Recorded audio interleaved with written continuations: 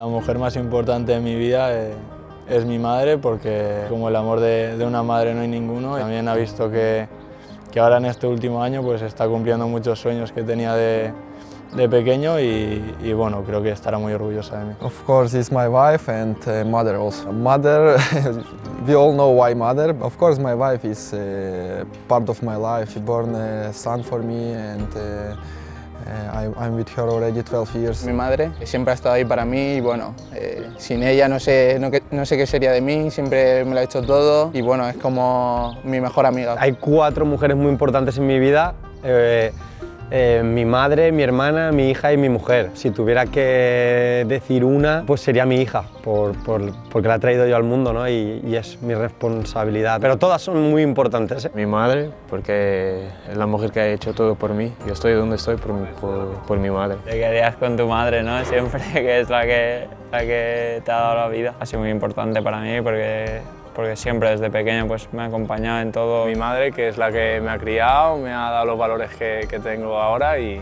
porque le debo todo. Bueno, mi madre, ¿no? Al final es la persona que me ha criado junto a mi padre y mi hermano y bueno, al final yo creo que es la mujer más importante. Bueno, pues mi madre. Es una luchadora y pues desde aquí le mando un beso muy grande. Aunque la pobre se ponga muy nerviosa y sufre, pues está muy orgullosa de mí.